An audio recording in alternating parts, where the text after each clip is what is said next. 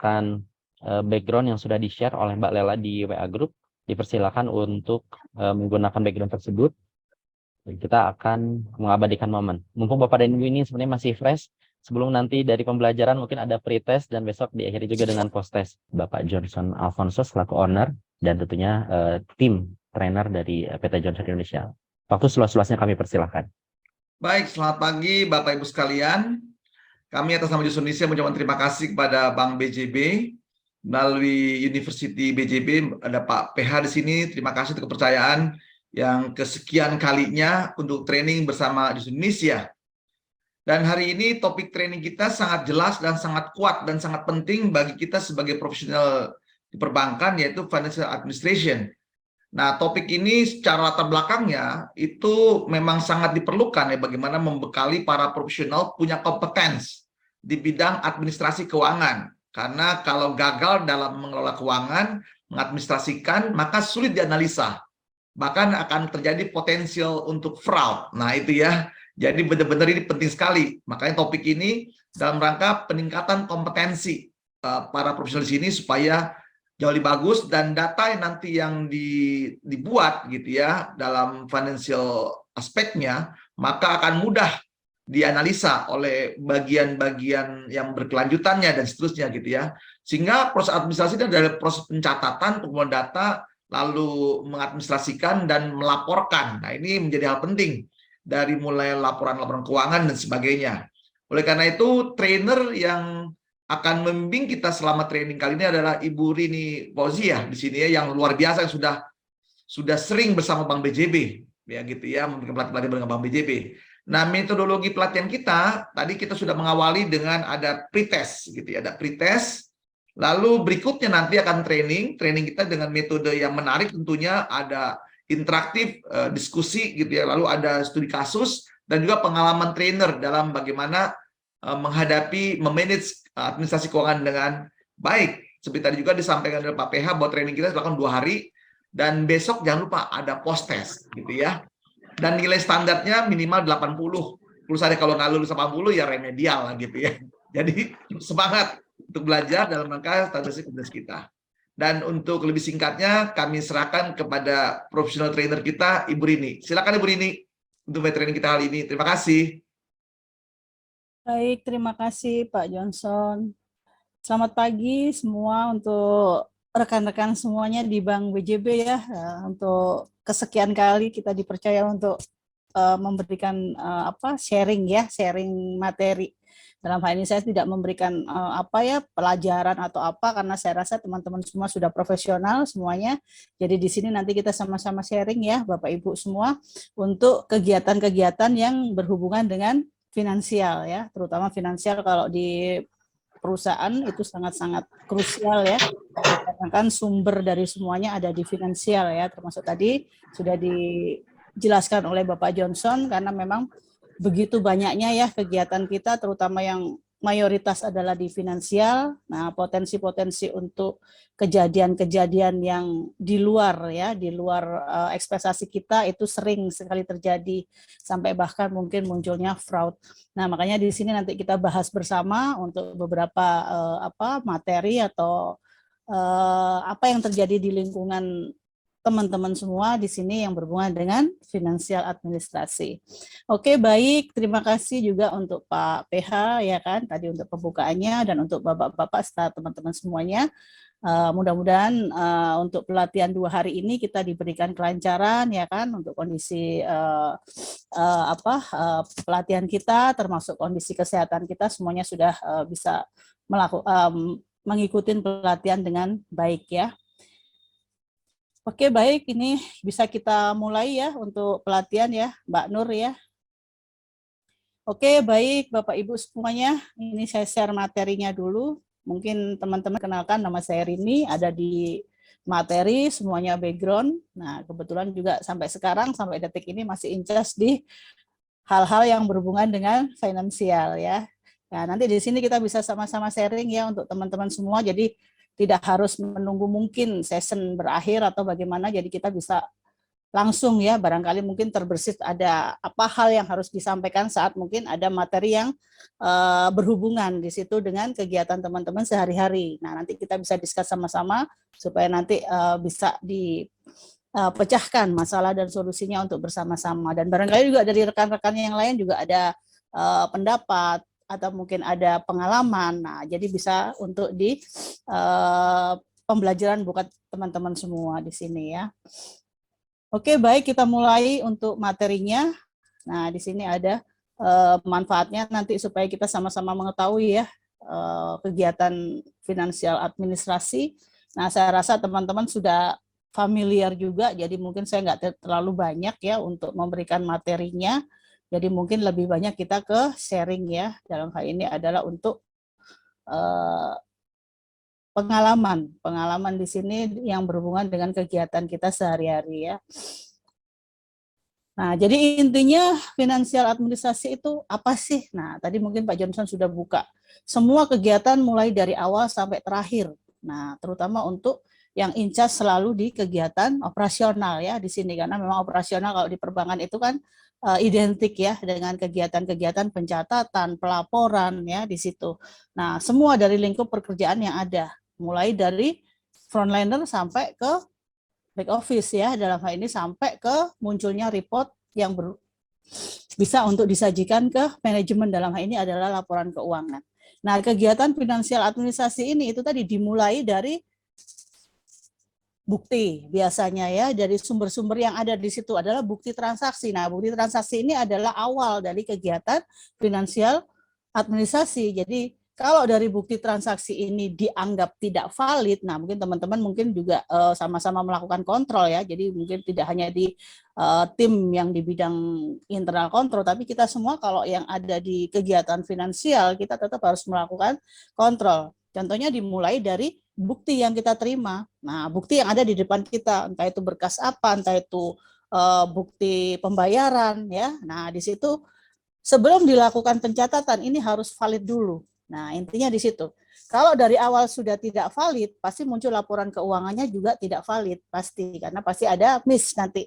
Nah, biasanya nanti akan ada pemeriksaan ya dari teman-teman kita di tim internal kontrol, dalam hal ini mungkin Sky segala macam, sampai akhirnya muncullah suatu temuan, dalam hal ini adalah kesalahan. Nah, kesalahan di sini juga ada dua ya, kalau kita bilang untuk yang berhubungan dengan finansial ya, rata-rata yang sering terjadi di semua lingkup bisnis ya. Kesalahan di sini ada kesalahan yang tidak disengaja, nah ada kesalahan yang disengaja. Ya, yang poin kedua ini yang harus diantisipasi. Itu bisa muncul dari beberapa pihak, karena ya bisa jadi muncul dari internal kita, bisa jadi muncul dari eksternal. Nah, makanya kita juga harus berhati-hati dalam hal melakukan yang namanya pencatatan administrasi, karena nanti munculnya pasti akan tidak valid tadi yang saya sampaikan ya. Misalnya ada bukti, contoh misalnya ini saya cerita masalah bukti ya di situ. Oh, ternyata bukti ini sudah sesuai nggak dengan SOP-nya. Nah, contoh dari nominal, dari transaksinya, dari semuanya. Nah, ini sudah sesuai nggak? Nah, bila kita tidak melakukan kontrol, ini langsung kita main catat, langsung kita main input, apalagi kita sekarang kan sudah zamannya sudah digital ya, jadi semuanya sudah by system, tidak ada manual di sini. Nah, kalau kita langsung melakukan klik, istilahnya kita pencet tombol dan itu sudah oke, ya kan? Nah, nanti muncullah terakhirnya ada di ending laporan keuangan. Nah, bila itu tadi tidak valid, berarti laporan keuangan kita juga tidak valid, karena ada sesuatu yang harusnya tidak kita lakukan pencatatan atau penginputan atau pembukuan, tapi sudah kita lakukan. Nah, itulah yang harus mungkin kita telaah lagi. Masalah SOP-nya, masalah alurnya, seperti apa, verifikasinya, ya kan? Terus siapa approval-nya, limitnya berapa. Nah, itu mungkin teman-teman sudah paham ya, mungkin di kegiatan sehari-hari. Nah, itulah kegiatan finansial administrasi ya. Jadi mungkin kadang ada persepsi administrasi itu gampang, sepele gitu kan. Cuman ada nota, kita catat, udah keluarlah laporan ya kan di situ. Nah, kadang yang harus kita telaah adalah apakah data atau bukti transaksi ini adalah valid atau tidak, itu aja. Nah, di situ. Jadi yang dibutuhkan bukan hanya sekedar pencatatan, tapi untuk teman-teman semua, apalagi sudah profesional seperti ini, mungkin dengan level, saya lihat juga levelnya sudah cukup tinggi ya untuk teman-teman semua di sini. Nah, yang dibutuhkan dari kita bukan hanya kegiatan transaksinya, tapi yang dibutuhkan dari kita adalah analisanya. Nah, itu yang paling penting. Kenapa? Yang tadi saya bilang analisa di awal, apakah ini valid untuk dibukukan? Nah, itu saja intinya. Bila itu tidak masih belum valid untuk dibukukan, nah berarti harus apa? Oh, cross-check-nya di sini, oh cross-check-nya di sini. Nah, supaya tidak terjadi laporan keuangan yang miss itu tadi, atau mungkin laporan keuangan yang tidak valid, gitu ya. Nah, ini jadi kegiatan finansial administrasi memang awalnya dimulai dari pencatatan sampai munculnya laporan keuangan di sini ya. Jadi semuanya harus sesuai dengan standar yang dibutuhkan ya untuk kegiatan finansial administrasi ini. Jadi laporan juga harus valid sesuai dengan standar keuangan ya yang berlaku. Terus mungkin, nah itu tadi setiap perusahaan perbankan juga itu dia punya yang namanya sistem atau mungkin alur atau proses. Oh, kalau untuk seperti ini harus larinya ke sini dulu. Oh, seperti ini harus larinya ke sini dulu. Nah, itulah adalah alur sistemnya. Nah, ini yang harus kita familiar juga di lingkungan kita sendiri, ya kan? Tidak main, misalnya langsung main bukukan. Oh, ternyata ini harus approval dulu ke pihak yang berwenang. Nah, apalagi kita mungkin ada limit ya itu tadi. Walaupun secara ini mungkin familiar setiap hari itu terjadi, tapi memang tetap harus berjalan alur sistemnya, termasuk mungkin SOP-nya ya. Nah, jadi tujuannya pasti untuk pengelolaan seluruh dokumen keuangan ya di sini. Dokumen keuangan sampai bisa untuk meningkatkan sekuritas rahasia keuangan. Nah, ini makanya tadi saya bilang ini benar-benar untuk dokumen finansial ini tidak semuanya bisa di-share ya. Jadi istilahnya makanya benar-benar harus kita jaga. Oh, ini mana yang boleh, oh mana yang tidak. Mana yang ini hanya dikonsumsi oleh pihak-pihak terkait ya. Nah, ini mana yang bisa di-share. Nah, inilah yang harus kita jaga termasuk dari analisa tadi. Nah, misalnya ada menemukan suatu transaksi, oh ini apakah transaksi yang benar-benar harus dilakukan sesuai dengan SOP-nya ya. Nah, makanya harus paham dulu ya sebenarnya dengan alur yang ada di lingkungan lingkup ya job desk kita. Oh, ini alurnya seperti apa? Itu yang harus paham. Dan mungkin juga harus lebih sering disosialisasi ya untuk mungkin teman-teman yang mungkin sudah sebagai leader ya untuk lebih sering disosialisasi ke timnya. Jadi supaya saat melakukan kegiatan itu tidak salah ya, dalam hal ini. Misalnya, waduh ternyata ini limitnya sekian. Nah, ini untuk pejabat mungkin di internal tidak mencukupi limitnya. Nah, itu berarti kan harus mendapatkan persetujuan dulu dari pihak-pihak yang terkait. Walaupun itu mungkin secara sepele ya. Contoh misalnya dari pengakuan pembelian suatu barang lah dalam hal ini. Nah, kadang ada SOP kan dari perusahaan kan. Oh, minimal nota yang bisa dibukukan di internal cabang, katakanlah berapa rupiah ya. Nah, selebihnya misalnya nilainya lebih tinggi dari itu, berarti harus minta approval ke cabang yang cabang yang lebih tinggi atau pejabat yang lebih tinggi. Nah, jadi bila ini sudah dilakukan di cabang tadi tanpa dia harus approval dulu, nah ini berarti kan sudah tidak valid tadi. Nah, harusnya harus request dulu, istilahnya bikin pengajuan dulu, apakah ini nanti dari pusat pun akan dicek apakah sesuai dengan anggaran atau tidak. Nah, seperti itu. Nah, ini yang harus dipahami ya untuk teman-teman semua ya. Nah, kalau kegiatan transaksinya saya rasa sudah familiar semua kegiatan sehari-hari yang dilakukan. Nah, tinggal kadang kita itu harus refresh lagi. Oh iya, limit cabang saya berapa? Contoh saya dulu punya pengalaman, walaupun cuma sekedar beli peralatan kantor. Nah, saat itu ada beli meja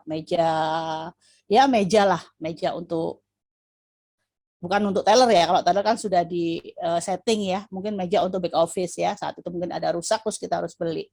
Nah, saat itu kita cabang, istilahnya cabang ya, bukan kantor pusat. Nah, kita kan ada limit. Nah, saat itu zaman tahun saya dulu, tahun berapa ya, waktu itu kita ada limit, katakanlah yang boleh dilakukan oleh di cabang adalah maksimal untuk pembelian peralatan ataupun segala macam, itu ada nilainya, saat itu 5 juta. Nah, pas kita beli, ternyata barang ini harganya lebih dari 5 juta. Nah, saat itu untuk apa ya istilahnya saat itu mungkin, nah saya nggak tahu apakah mereka tidak terlalu familiar dengan aturan ya, dalam hal ini aturan yang berlaku ya untuk masalah nominal, bukan aturan untuk pekerjaan nominal. Nah, yang dibukukan di cabang. Sampai akhirnya ini menjadi hasil temuan audit. Saat itu saya posisinya di divisi audit. Nah, jadi harusnya cabang ini punya limit maksimal untuk pengeluaran satu nota itu 5 juta. Nah, saat itu dia membeli dengan nilai yang di atas 5 juta. Nah, ini kan harusnya, nah kalau dibilang salah, tidak salah sebenarnya, tapi tidak sesuai dengan aturan yang berlaku tadi. Harusnya sebelum beli, minta approval dulu ke kantor pusat. Boleh nggak saya membeli barang ini? Nah, biasanya kalau memang diperbolehkan membeli, mereka diizinkan, tapi selama dalam kategori limit. Tapi kalau tidak, berarti ini akan menjadi beban di kantor pusat. Nah, nanti tinggalkan ada pencatatan rekening antar kantor, tapi pengadaan semuanya ada di kantor pusat. Jadi cabang tidak istilahnya tidak melakukan pembelian sendiri, karena biasanya limit-limit seperti itu diatur oleh kantor pusat karena supaya cabang ini tidak terlalu banyak biaya. Nah, karena kalau di kantor pusat, apalagi kalau di bagian accounting ya, dalam hal ini anggaran, saya pernah ada di situ. Kita setiap cabang kan sudah punya anggaran masing-masing untuk biayanya, karena supaya tidak lebih banyak biaya daripada pendapatannya. Biaya pun yang kita approval ya kan untuk cabang itu biasanya disesuaikan dengan dia punya pendapatan. Nah, jangan sampai misalnya tipe C gitu ya. Nah, untuk biayanya disamakan dengan tipe A. Nah, ini kan nggak sama. Karena tipe C mungkin pendapatannya berapa, ya kan? Nah, berarti biaya untuk limit biayanya harus menyesuaikan. Kalau disamakan, nanti akhirnya lebih besar biaya daripada pendapatannya. Nah, itulah contoh dari kasus kejahatan atau mungkin kesalahan dari secara finansial ya. Nah, jadi finansial fungsinya di sini memang mengadakan pencatatan dari semua kegiatan. Nah, yang melibatkan keuangan, karena yang melibatkan adalah ujung-ujungnya adalah uang ya. Uang di sini ini sangat apa ya istilahnya sangat riskan ya di sini ya uang itu. Karena memang kalau sudah keluar, nah itu susah balik. Nah, susah pulang ya, Bapak Ibu ya. Kalau sudah keluar, dia itu nggak mau pulang. Nah, di sini. Jadi, ini yang harus kita jaga supaya tidak terjadi yang namanya apa ya istilahnya benar-benar resiko yang besar ya, apalagi kalau memang itu sampai mengarah ke fraud ya. Ada juga saya pernah menemukan juga sama seperti tadi nota. Nah, ada cabang yang bandel, Bapak Ibu. Supaya dia tidak minta approval ke kantor pusat, nah nota ini dipecah menjadi 2. Ya, dipecah menjadi 2. Jadi barangnya 1, tapi notanya dipecah menjadi 2 supaya masuk limit, bisa dilakukan pencatatan dan pelaporan istilahnya untuk pembukuan di cabang. Salah satu cabang di situ. Nah, tapi secara nanti pada saat kalau kita di tim internal kontrol kan pasti harus menyesuaikan. Oh, misalnya ada nota nih, beli apa nih barang tadi, contohnya meja tadi. Nah, kalau nota dipecah jadi 2, berarti meja ini kan harusnya ada 2. Nah, saat pas kita cek, ternyata barang itu kan cuma 1. Nah, ternyata yang dipermainkan adalah notanya, supaya pencatatan bisa dilakukan di cabang, tidak perlu ke kantor pusat, dengan asumsi kalau minta approval ke kantor pusat itu lama, ya kan, mungkin mereka apa istilahnya kebutuhannya itu cepat. Nah, tapi mereka akhirnya, nah itulah mengaburkan yang namanya SOP. Jadi dibuatlah sendiri settingan di situ supaya tetap bisa dilakukan pencatatan. Nah, secara ini memang mungkin tidak fraud ya di situ. Tidak ada dana yang mengalir ke pribadi, tapi untuk menyiasatin pencatatan. Siap, sama-sama. Kembali ke studio 1. Hatur nuhun, kami ucapkan terima kasih pada Mbak Nurlela dan tentunya Ibu Rini Fauzi, SEIKTM MCFA, yang selama 2 hari ini telah memberikan pembelajaran yang luar biasa kepada Bapak Ibu, para peserta yang dari Bank BJB yang telah memilih untuk LNA pembelajaran Financing Administration ini. Dan tentunya seperti tadi yang sudah disampaikan juga oleh Ibu Rini, mudah-mudahan pembelajaran ini dapat memberikan dampak positif bagi Bapak Ibu di unit kerjanya. Dan tentunya tadi juga sudah di-remind oleh Mbak Nurlela perihal beberapa yang harus Bapak Ibu lakukan, yakni mengisi Google Form yang tadi sudah di-share di WA Group.